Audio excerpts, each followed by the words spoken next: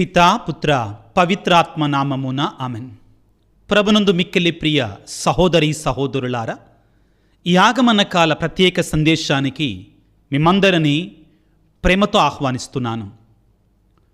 ప్రియ సహోదరి సహోదరులారా, ఆగమన కాలములో ఒక్కొక్క ఆదివారం రోజున ఒక్కొక్క క్రొవ్వొత్తిని వెలిగిస్తూ ప్రభు యొక్క రాకడ కొరకై క్రైస్తవులమైన మనం సిద్ధపడుతూ ఉంటాం. ఒక్కొక్క క్రొవ్వొత్తికి ఒక పేరు ఉంటుంది. ఒక్కొక్క క్రొవ్వొత్తిని వెలిగించినప్పుడు ఒక అంశం మీద ధ్యానం చేస్తాం. ఈ అంశాలన్నీ కూడా రానున్న మెస్సయ్యాని సూచిస్తాయి. రానున్న మెస్సయ్య మనకి ఏమి ఇవ్వబోతున్నాడో వాటిని మనకి పరిచయం చేస్తాయి.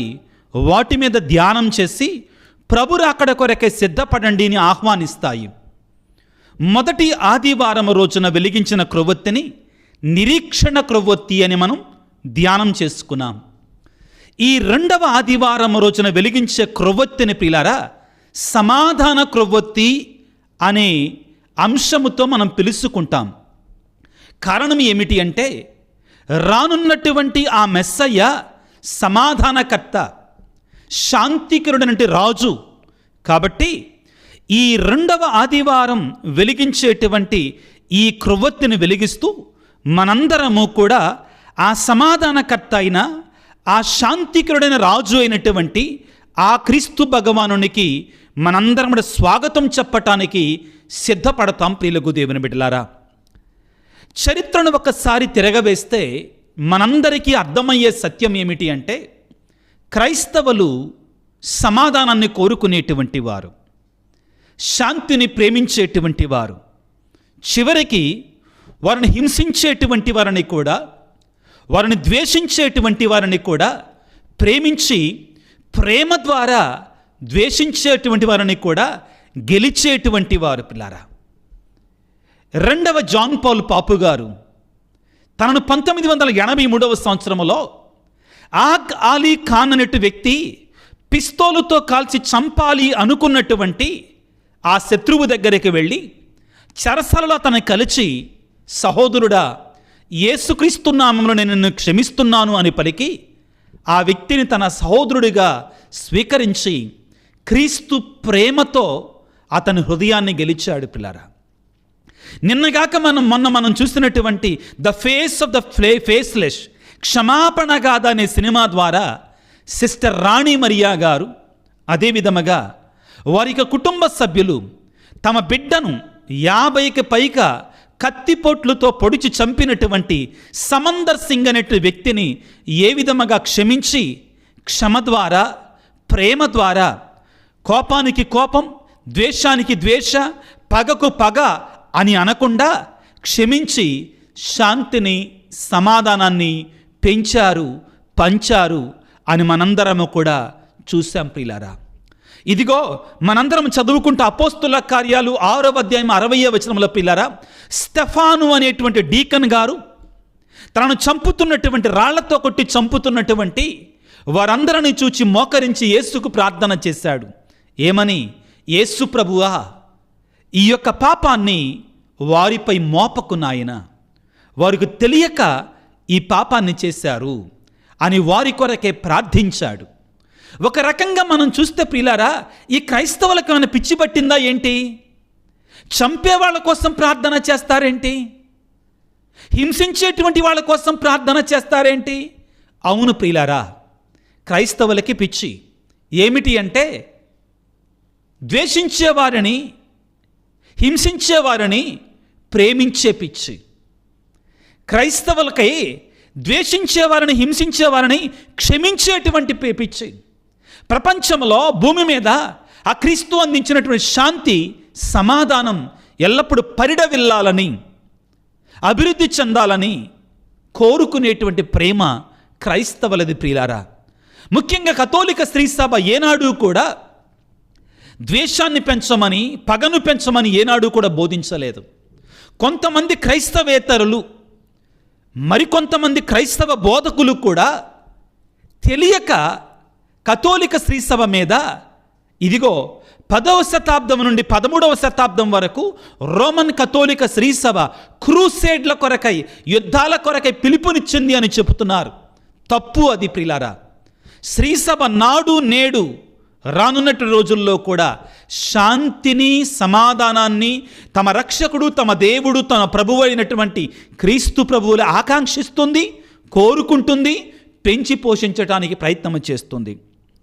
ఈ 10 నుండి 13వ శతాబ్దం వరకు జరిగిన సంఘటన ఏమిటి అంటే, ముస్లిం వారు ప్రియులారా క్రైస్తవ సామ్రాజ్యాల మీద పడి దండయాత్రలు చేస్తూ, దానికంటే ఎక్కువగా ప్రియులారా గుర్తుపెట్టుకోండి, క్రైస్తవుల యొక్క పవిత్ర స్థలాలైనటువంటి బెత్లెహేము, యెరూషలేము, నజరేతు ఇటువంటి పవిత్రమైన స్థలాలని వాళ్ళు ఆక్రమించుకుంటుండగా, ఆ సమయంలో పవిత్ర స్థలాలను కాపాడుకోవటం కొరకై ఇదిగో సైనికులు కదం తొక్కారు. అదేవిధంగా వీరు మన క్రైస్తవ సామ్రాజ్యాల మీద పడి వారు క్రైస్తవులని ఓచకోత కోస్తుంటే, రాచిరంపాన పెడుతుంటే, ఇదిగో సెల్ఫ్ డిఫెన్స్గా ఆత్మరక్షణలో భాగంగానే పోరాటం చేసింది శ్రీసభ. ప్రియులకు దేవుని బిడ్డలారా, దీనిని సరిగా అర్థం చేసుకోవలసిందిగా, చరిత్రని సరిగా తెలుసుకోవలసిందిగా మీకందరికి కూడా మనవి చేస్తున్నాను. మన ఈ మధ్యలో ఒక పాస్టర్ గారు ప్రియులకు దేవుని బిడ్డలారా, ఆయన చాలా చక్కగా వివరించాడు. ఆర్సిఎం సంఘం వారు ఈ యెరూషలేము, ఈ బెత్లెహేము, ఈ ఇశ్రాయేలు దేశంలో ఉన్నటువంటి మన పవిత్రమైన స్థలాన్ని వాళ్ళు కాపాడారు. అక్కడ వారు పెద్ద పెద్ద చర్చిలు కట్టారు, ఇప్పటికి కూడా వాళ్లే సంరక్షిస్తున్నారు అని ఆయన చెప్పారు. ఆయనకి నా ధన్యవాదాలు ప్రియులారా. వారి దగ్గర కాస్తో కుస్తో ధనం ఉంది కాబట్టి వారు ఇవన్నీ కూడా చేయగలుగుతున్నారని ఆయన ఒప్పుకున్నాడు. ఏమిటి? రోమన్ కథోలికులు వారి దగ్గర ఉన్నటి ధనముతోటి, ప్రజలిచ్చే ధనముతోటి ప్రభు యొక్క పవిత్రమైన స్థలాలని కాపాడుతున్నారని ఆయన అంగీకరించకుండానే అంగీకరించారు పిల్లారా. ఇదిగో ఈ 2వ ఆదివారం నాడు సమాధానం అనేటి క్రొవ్వొత్తిని వెలిగిస్తూ ఉండగా మనందరము ధ్యానించాల్సింది ఏమిటి అంటే, ఈ లోకానికి శాంతిని, సమాధానాన్ని ఇచ్చేది రాబోయేటువంటి ఆ మెస్సయ్య, ఆ చిన్నారి దివ్యబాలుడైనటువంటి యేసు భగవానుడు మాత్రమే. పరిశుద్ధ లేఖనాలను మనం ధ్యానం చేస్తే ప్రియులారా, ప్రతి చోట కూడా అణువణువునా కూడా ఆ పుట్టబోయేటువంటి మెస్సయ్య శాంతికరుడైన రాజు, సమాధానాన్ని ఇచ్చేటువంటి రాజుగా ఉండబోతున్నాడు. ఆయన శాంతిని పంచి పెంచేటువంటి వాడిగా ఉండబోతున్నాడు అని లేఖనాలు, ప్రవచనాలు, ప్రవక్తల నుండి మనకు కనబడుతూ ఉంటాయి. ఉదాహరణకి ప్రియులకు దేవుని బిడ్డలారా, మనం యెషయా గ్రంథము 9వ అధ్యాయాన్ని మనం చదువుకుంటే ప్రభు యొక్క రాకడ గురించి చెప్పినట్టు ప్రవచనములో ఏమని రాయబడి ఉంటుందంటే, యెషయా గ్రంథము 9వ అధ్యాయం 6వ వచనములో, మనకొక శిశువు జన్మించను, మనమొక కుమారుని బడసితిమి, అతడు రాజ్యభారమును వహించును, ఆశ్చర్యకరుడైన సలహాదారుడు, బలాఢ్యుడైన దేవుడు, శాశ్వతుడైన జనకుడు. జాగ్రత్తగా ఆలకించండి. యెషయా గ్రంథము 9వ అధ్యాయం 6వ వచనం, శాంతికరుడైన రాజు అని అతనికి పేరెడుదురు. పుట్టబోయేటువంటి ఆ మెస్సయ్యాకి, జన్మించబోయేటువంటి ఆ క్రీస్తు భగవానునికి పెట్టినటువంటి పేరు ఏమిటండి? శాంతికరుడైనటువంటి రాజు. ఆ తరువాత 7వ వచనములో యెషయా గ్రంథము 9వ అధ్యాయంలో, అతని రాజ్యాధికారము విస్తరిల్లును, అతని రాజ్యమున సదా శాంతి నెలకొని ఉండును. రానున్నటువంటి ఆ మెస్సయ్య ప్రియులారా, అతని యొక్క రాజ్యములో శాంతిని, సమాధానాన్ని ఇచ్చేటువంటి వాడిగా ఉంటాడు. ఇదిగో యేసు ప్రభు ఈ లోకములో పుట్టినప్పుడు ఒక సమాధానకర్తగా జన్మించాడు, శాంతి స్వరూపుడిగా జన్మించాడు. ఆయన గుర్రాల మీద వెళ్ళి యుద్ధం చేయలా, గాడిద మీద వెళ్ళి శాంతికి చిహ్నంగా నిలబడ్డాడు.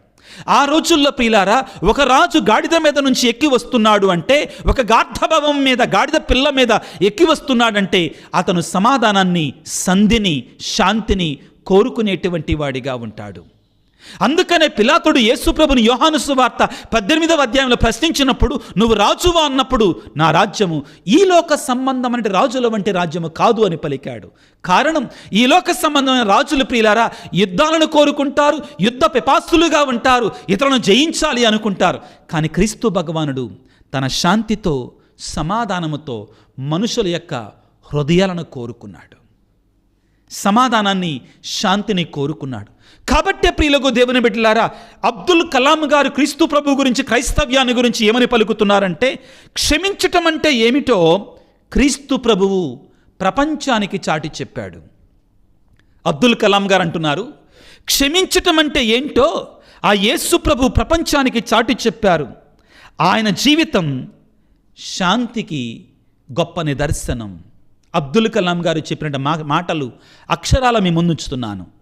అదేవిధంగా ప్రియులకు దేవుని బిడ్డలారా, బౌద్ధ మత గురువైనటువంటి దలైలామా గారు క్రీస్తు ప్రభువు గురించి, క్రీస్తు క్షమ గురించి, శాంతి సమాధానం గురించి ఈ విధంగా అంటున్నాడు. క్రీస్తు మార్గం క్షమా మార్గం, క్రీస్తు మార్గం క్షమా మార్గం, అది శాంతికి అత్యవసరమైనటువంటిది, శాంతికి అత్యవసరమైనటువంటిది. మహాత్మా గాంధీ ఏమన్నాడంటే ప్రియులకు దేవుని బిడ్డలారా, కంటికి కన్ను పంటికి పన్ను అనే సిద్ధాంతం ద్వారా వెళితే ఈ ప్రపంచం అంతటిలో కూడా కళ్ళు లేనటువంటి వారు, పళ్ళు లేనటువంటి వారే ఉంటారు. కానీ క్రీస్తు ప్రభు ఈ లోకములో ద్వేషించినటువంటి వారిని క్షమించమన్నాడు, పగతో ఉన్నటువంటి వారిని మన్నించమన్నాడు. తద్వారా శాంతిని, సమాధానాన్ని మానవాళికి ఆయన అందించాడు అని చెప్పాడు.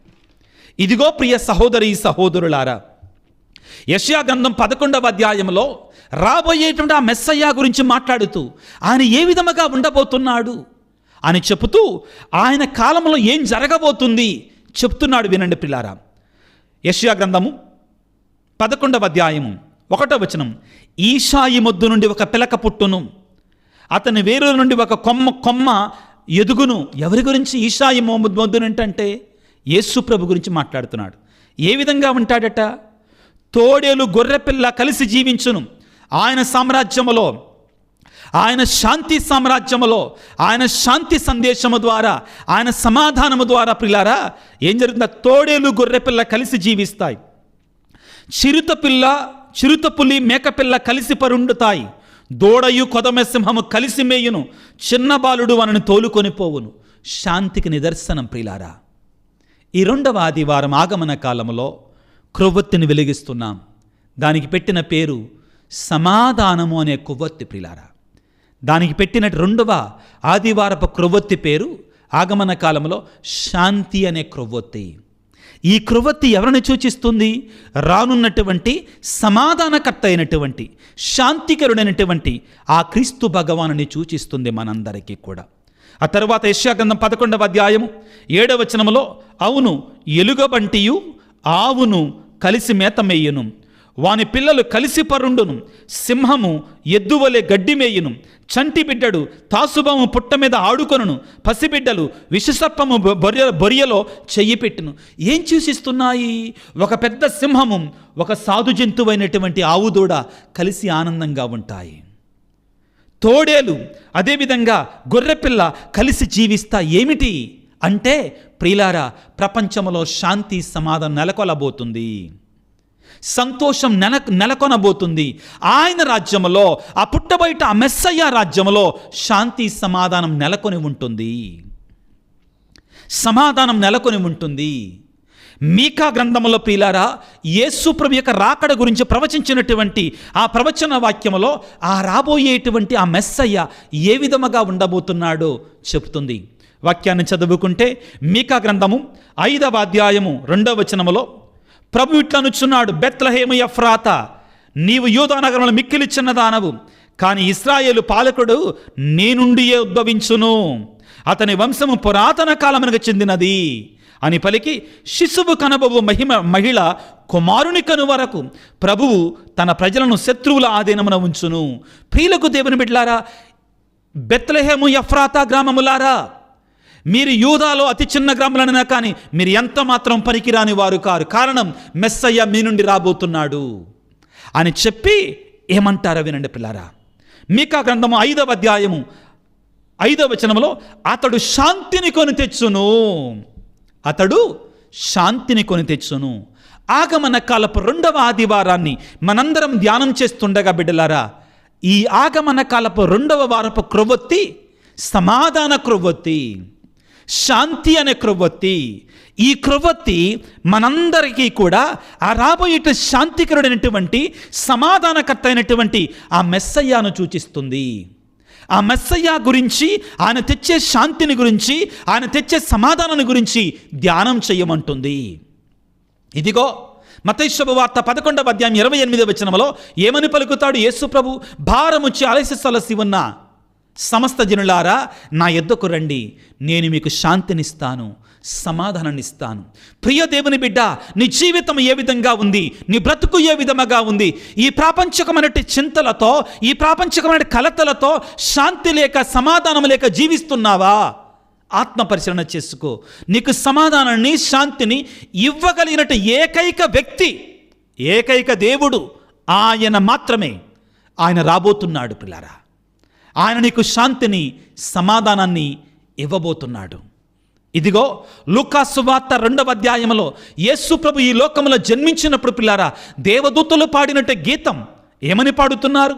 లూకా సువార్త 2వ అధ్యాయం 14వ వచనంలో, మహోన్నత స్థలములలో సర్వేశ్వరునికి మహిమ, భూలోకమున ఆయన అనుగ్రహముకు పాత్రులైనటువంటి వారందరికీ సమాధానము కలుగునుగాక, శాంతి కలుగునుగాక.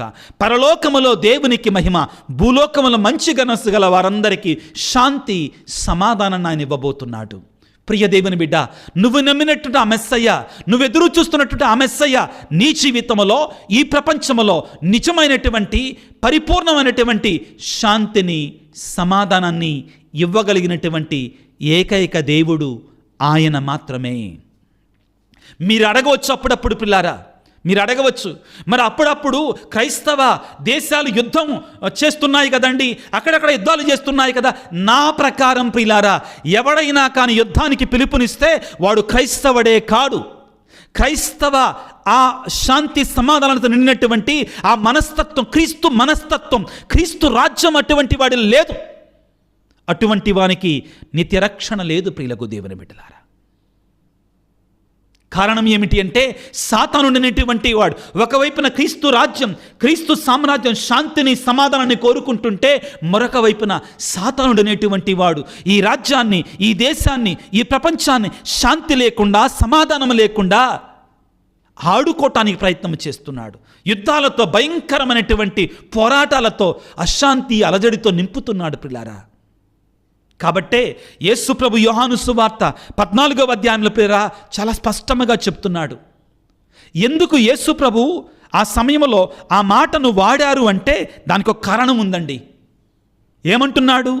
యోహాను సువార్త 14వ అధ్యాయం 27వ వచనంలో, శాంతిని మీకు అనుగ్రహించుచున్నాను, నా శాంతిని మీకు ఇచ్చుచున్నాను, లోకం వల్ల నేను ఇచ్చుటలేదు, మీరు కలవరపడవలదు, భయపడవలదు. బిడ్డలారా, నీ కుటుంబంలో శాంతి లేదా? నీ జీవితంలో శాంతి లేదా? నీ బ్రతుకులో సమాధానం లేదా? ఆత్మ పరిశీలన చేసుకో. నిన్నటి రోజున ఒక తల్లి పూణే నుండి నాకు ఫోన్ చేసింది. ఒకటే, అయ్యా, నా కుమారునికి సుమారుగా 24-25 సంవత్సరాలు ఉంటాయి. పేరు అవన్నీ చెప్పనండి. కానీ అతనికి శాంతి లేదయ్యా, సమాధానం లేదయ్యా, ఒకచోట కుదురుగా ఉండలేకపోతున్నాడయ్యా. ఆధునిక ప్రపంచంలో ప్రియులారా, మనస్తత్వ శాస్త్రవేత్తలు, మానసిక వైద్యులు ప్రియులారా, ఈ సైకాలజిస్ట్, సైకియాట్రిస్ట్ ఏమని చెప్తున్నారంటే, రాను రాను మానవాళిలో ఎక్కువ మంది ఈ మానసికమైనటువంటి వ్యాధులతో, మానసికమైన రోగాలతో శాంతి లేకుండా, సమాధానం లేకుండా అయిపోతున్నారు. ఎందుకనంటే, నాకెవరున్నారు తోడు? ఎవరికి తోడు లేరు బిడ్డలారా.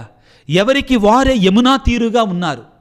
ఎంతోమంది బిడ్డలు మానసికంగా కృంగుబాటుతనంలోనికి లోనయ్యి, భయాందోళనకు లోనైపోయి, శాంతి లేక, సమాధానం లేకుండా, ఏమీ జరగకుండానే జరిగిపోయిందన్నట్లుగా, ఏమీ లేకుండానే ఏదో ఉన్నట్లుగా భయాందోళనతో గురి అయిపోయి ఒకలాంటి స్కిజోఫ్రీనియాక్, ఈ యొక్క మానసికమైనటువంటి వైకల్యాలతో బాధపడుతున్నారు బిడ్డలారు. ఎక్కువైపోతున్నారు వీళ్ళు.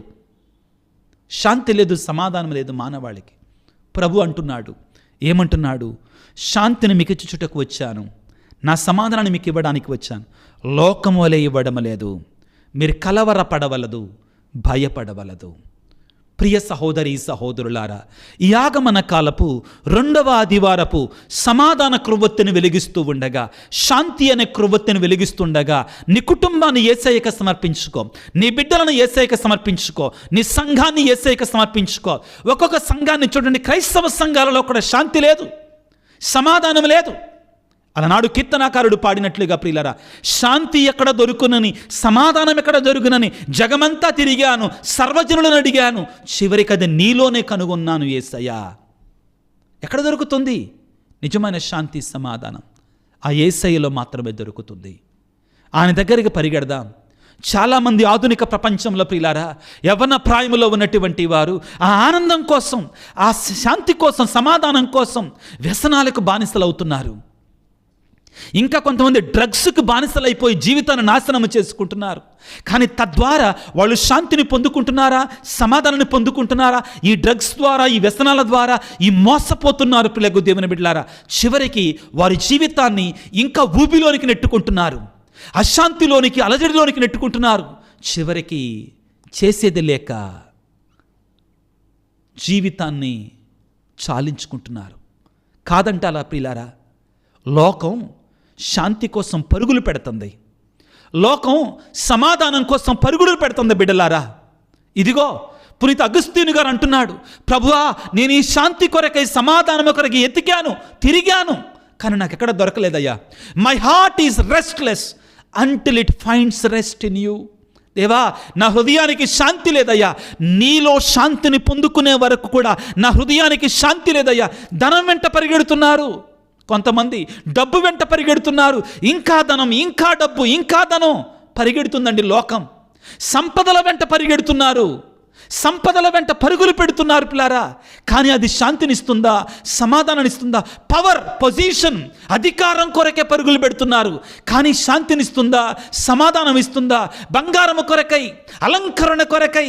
ఇదిగో ప్రియులకు దేవుళ్ళ సినిమా వాళ్ళు, ఎందుకని ఆత్మహత్యలు సినిమా వాళ్ళలోనే ఎక్కువ ఉంటున్నాయి? ఎందుకని పిల్లారా ఈ వివాహాలు, ఎందుకని సినిమా వాళ్ళల్లోనే ఎందుకని చీలిపోతున్నాయి, తెగిపోతున్నాయి వివాహ బంధాలు? కారణం ఏమిటి? మరి మనందరం వాళ్ళు అనుకుంటున్నాం కదా, వాళ్ళ యొక్క కవళికమైనట్టు ముఖాలు చూచి, అందమైన సుందరమైన ముఖాలను చూచి, వారి యొక్క చిరునవ్వును చూచి అదంతా నిజమనుకుంటున్నాం కదా. ఒకవేళ అదే నిజమైతే, వాళ్ళలో నిజంగా శాంతి ఉంటే వాళ్ళు సమాధానంగా ఉండాలి కదా. ఎందుకని మరి ఈ మధ్య కాలంలో పిల్లలు 2-3 ఆత్మహత్య చేసుకొని చనిపోయారు? బాధాకరమైన విషయం. వారి వైపు వేలెత్తి చూపించట్లేదండి నేను ఎట్టి పరిస్థితుల్లో కూడా. కానీ ఒక ఉదాహరణ మాత్రమే ఇస్తున్నాను. వారు మాత్రమే కాదు, ఎంతోమంది ధనవంతులు ప్రియులకు దేవుని బిడ్డలారా. ఏమి నేర్పిస్తుంది ఇదంతా కూడా? ప్రస్తుత ప్రపంచంలో ఉన్నటువంటి ఈ స్థితి, ఈ పరిస్థితి ఏమి నేర్పిస్తుంది? నిజమైన శాంతి కొరకే మనం ప్రయాసపడాలి. ఈ 2వ ఆదివారపు సమాధానం అనే క్రొవ్వొత్తిని మనం వెలిగిస్తుండగా, ఆ నిజమైనటువంటి శాంతిని, సమాధానాన్ని ఇచ్చేటువంటి ఆ యేసయ్య దగ్గరకు మనం వెళ్ళాలి. ఆయనని మనం ఆశ్రయించాలి. నిజమైన శాంతి, సమాధానానికి పునాది ఆయనే, నాంది ఆయనే. ఆయన లేని చోట శాంతి లేదు, ఆయన లేని చోట సమాధానం లేదు, ఆయన లేని హృదయానికి శాంతి లేదు, ఆయన లేనట్లు మనస్సుకి సమాధానం లేదు బిడ్డలారా. కాబట్టే తన 2 చేతులను చాచి, బిడ్డా నా దగ్గరికి రా అంటున్నాడు. ఈ 2వ ఆదివారపు క్రొవ్వొత్తిని వెలిగిస్తూ ఉండగా ప్రియులారా, యేసు ప్రభు సాతానుని, మరణాన్ని జయించిన తర్వాత శిష్యులకు ఇచ్చినటువంటి అతి శ్రేష్టమైన దీవెన, అతి శ్రేష్టమైన కానుక ఏంటో తెలుసా? మరణాన్ని గెలిచిన తర్వాత, మృత్యుంజయుడు అయిన తర్వాత, విజయుడైన తర్వాత ఆయన ఇచ్చినటువంటి కానుక, ఉత్థాన క్రీస్తు యొక్క బహుమానం ఏంటో తెలుసా మానవాళికి? యోహాను సువార్త 20:19 అది ఆదివారము సాయం సమయం, యూదుల భయమచ్చే శిష్యులు ఒకచోట తలుపులు మూసుకొని ఉండిరి. యేసు వారి మధ్య నిలువబడి, మీకు శాంతి కలుగునుగాక అని పలికాడు. తద్వారా ప్రియులకు దేవుని బిడ్డలారా, ఆ యేసయ్య ఉత్థానుడైనటువంటి క్రీస్తు భగవానుడు నీకు, నాకు, మనందరికీ కూడా ప్రియులారా ఇచ్చినటువంటి సర్వోత్కృష్టమైన కానుక ఏమిటి అంటే ఈ శాంతి సమాధానం. ఇదిగో ఎఫెసీ పత్రికలో 2వ అధ్యాయములో ప్రియులారా, ఈ క్రీస్తు ప్రభు గురించి పౌలు గారు స్పష్టమైన భాషలో మనకు నేర్పిస్తూ ఉన్నాడు.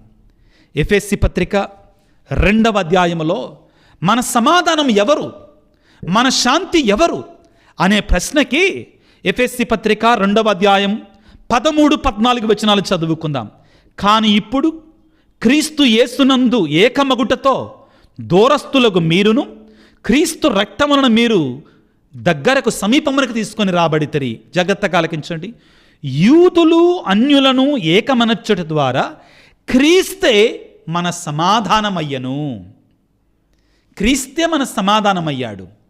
అవును ప్రియులారా, అలనాడు దేవుని యొక్క దూతలు పాడిన పాట, పరలోకములో దేవునికి మహిమ, భూలోకములో సమాధానం మానవులందరికీ కూడా. ఎవరు? క్రీస్తును అంగీకరించినటువంటి వారికి. ఇంకా ప్రపంచంలో ఎందుకు అలజడి ఉంది, అశాంతి ఉంది, యుద్ధాలు ఉన్నాయి అంటే సాతానుడు యుద్ధం చేపిస్తున్నాడు, సాతానుడు పోరాడుతున్నాడు క్రీస్తు సామ్రాజ్యానికి వ్యతిరేకముగా. నీవు నేను క్రీస్తు బిడ్డలుగా, నీవు నేను యేసయ్య శిష్యులుగా మన ఆయుధంగా క్షమాపణ, ప్రేమ, శాంతి, సమాధానాన్ని ఎన్నుకోవాలి. అవును ప్రియులారా, ఇదిగో ఆ యేసయ్య పలు సందర్భాలలో ఆయన జీవితంలో ప్రియులారా చివరికి తనను చంపటానికి వచ్చారు గెత్సెమనే తోటలో. తనని చంపటానికి వచ్చారు గెత్సెమనే తోటలో. ఇదిగో పేతురు కత్తి తీసి సేవకుడి ఆ చెవిని తెగ నరికాడు. వెంటనే యేసు ప్రభు తనను చంపటానికి సమయం దగ్గర అయిందని తెలిసిన తర్వాత కూడా ఆ చెవిని చూసి అతికిచ్చి, పేతురు నీ కత్తిని తీసుకొని నీ వలలో పెట్టు. నేను కోరుకుంటే తండ్రి నాకు సైన్యాలను పంపించలేడు అనుకుంటివా? కత్తి ఎత్తువాడు కత్తితోటే చంపబడతాడు అని పలికి శాంతిని కోరుకున్న గొప్ప దేవుడు, ఆ శాంతికరుడైన రాజు, సమాధానకర్త అనే పేరు ఆయనకి పెడతాడు. ఆయన రాజ్యములో సదా శాంతి నెలకొలను యెషయా గ్రంథం 9వ అధ్యాయం 6-7 వచనాలలో స్పష్టంగా తెలియజేస్తున్నాడు.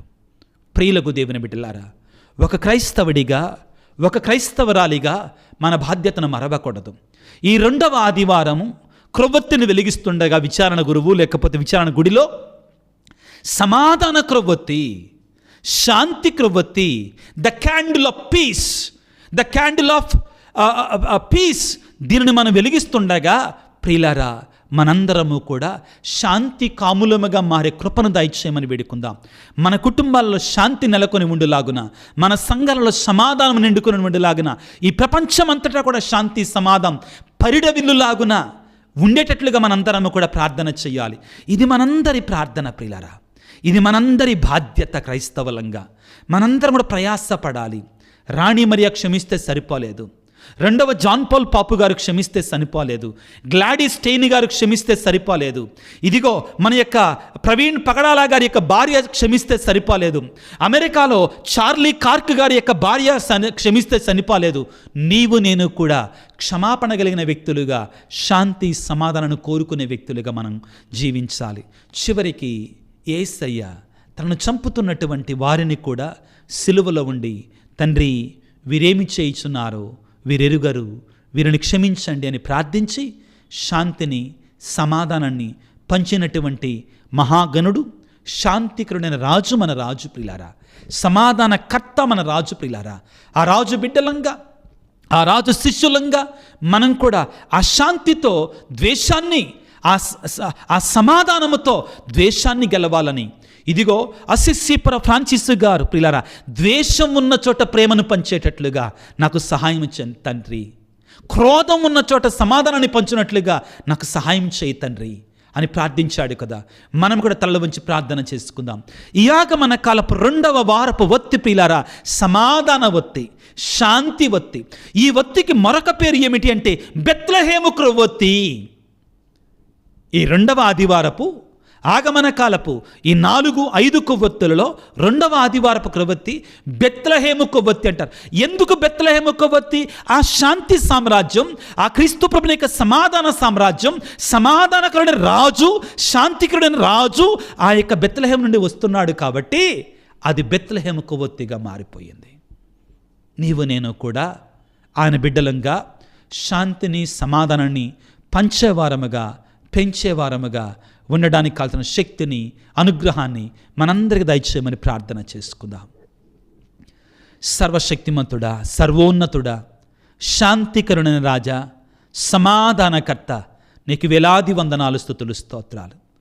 ఓ యేసు రాజా, ఈ లోకములో ఎంతోమంది బిడ్డలు నాయన శాంతి లేక, సమాధానం లేక, ఎన్నో ప్రాంతాలు, ఎన్నో దేశాలు ప్రభువా యుద్ధాలలో ప్రభువా రక్తముతో తడిసిపోయాయి ప్రభువా. కత్తుల మోతలతో ప్రభువా మారుమోగిపోతున్నాయి. పిరంగుల బాంబుల మోతలతో కాలుష్యంతో నిండిపోయాయి. ఓ దేవా, ఓ యేసు రాజా, ఓ శాంతికరుడైన రాజా, సమాధానకర్త, నీ శాంతితో, సమాధానముతో మమ్మ నింపండి అయ్యా. ఈ ప్రపంచాన్ని నింపండి తండ్రి. సైతానుడు అనేటువంటి వాడు ఈ ప్రపంచాన్ని శాంతి లేకుండా, సమాధానం లేకుండా చేస్తున్నాడు తండ్రి. ప్రభువా, నీ నిజమైన శాంతితో, నిజమైన సమాధానంతో నింపండి. ఎంతోమంది బిడ్డలు ప్రభువా వారి కుటుంబాలలో శాంతి లేక, వారి హృదయంలో శాంతి లేక, బిడ్డలు తల్లిదండ్రుల మధ్యలో, భార్యాభర్తల మధ్యలో, బంధువుల మధ్యలో, తల్లిదండ్రుల మధ్యలో శాంతి లేక, సమాధానం లేక ప్రభు ఎంతోమంది బాధపడుతున్నారు. మొన్నటి రోజున ఒక వ్యక్తి ఒక సిటీ నుండి, పెద్ద సిటీ నుండి ఫోన్ చేసి అంటున్నాడు, అయ్యా నా కొడుకులు నేను కాపాడుకోవాలన్న ఆస్తిని అమ్మివేశారు. అమ్మివేస్తే అయ్యాలారా ఎందుకు అమ్ముతున్నారా ఇప్పుడే నేను ఉండగానంటే నా కొడుకు నా మీద చెయ్యెత్తాడయ్యా, నన్ను కొట్టబోయాడయ్యా అని చెప్తున్నాడు.